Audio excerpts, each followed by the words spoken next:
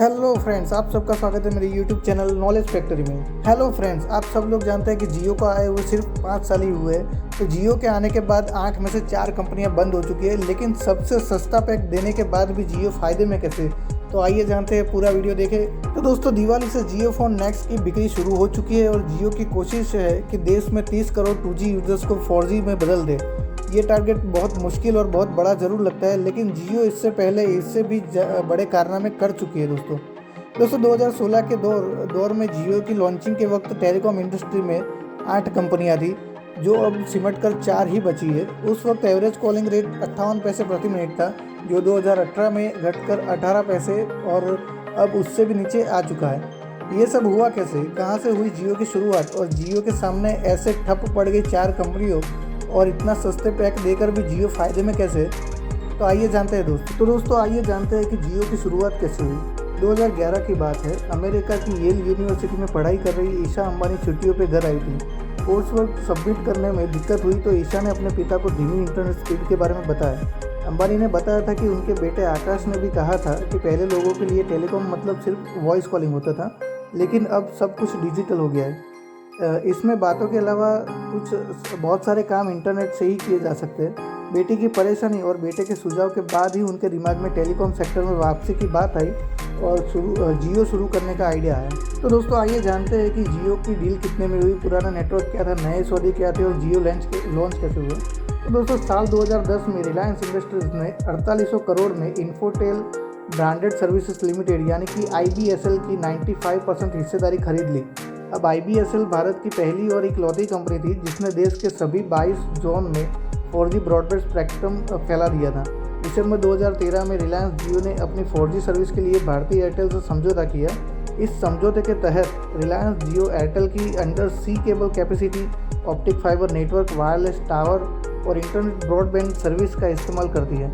इसी साल जियो ने अनिल अंबानी की रिलायंस कम्युनिकेशंस के साथ देश भर में 4G स्पेक्ट्रम फैलाने के लिए एक समझौता किया।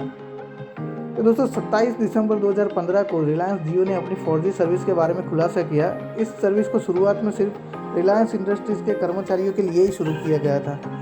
5 सितंबर 2016 को रिलायंस जियो की 4G सर्विस को पूरे देश में शुरू कर दिया गया। शुरुआत के सभी में जियो सिम फ्री में दी गई और इसमें 4G डेटा रोजाना 3 महीने तक के लिए फ्री दिया गया था। साथ ही फ्री में अनलिमिटेड कॉलिंग और 100 मैसेज रोजाना की सुविधा भी कंपनी ने यूजर्स को दी थी। 2017 में जब देश में पर्याप्त 4G हैंडसेट नहीं थे तो जियो ने 4G वाला फीचर्स फोन भी लॉन्च कर दिया। तो दोस्तों आइए जानते हैं जियो के नाम, टैगलाइन और लोगों के बारे में। तो दोस्तों जियो का पूरा नाम है जॉइंट इम्प्लीमेंटेशन अपॉर्चुनिटीज़ और कंपनी का पूरा नाम है रिलायंस जियो इन्फोटेक लिमिटेड।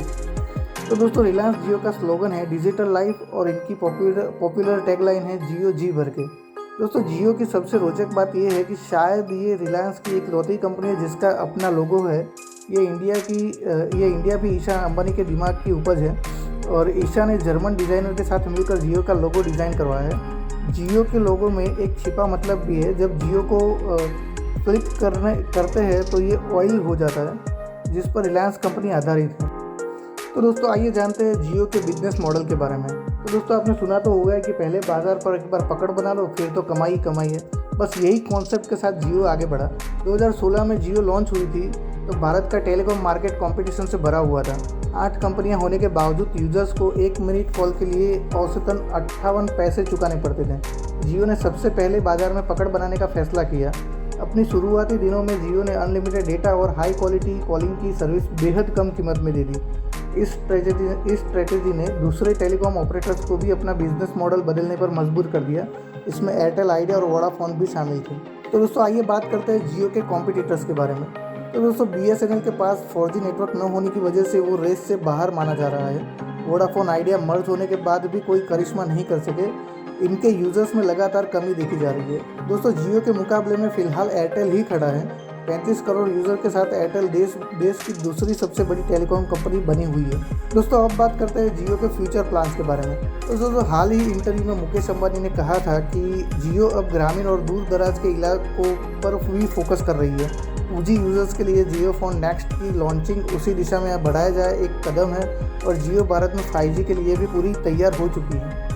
तो दोस्तों आज का हमारा पूरा वीडियो था रिलायंस जियो के बारे में कि कैसे मार्केट की सारी कंपनियों को पछाड़ के नंबर 1 पे बैठा है। तो दोस्तों वीडियो अगर आपको पसंद आया तो वीडियो को लाइक शेयर और सब्सक्राइब करना ना भूलें और आप सबके सपोर्ट के लिए थैंक यू सो मच।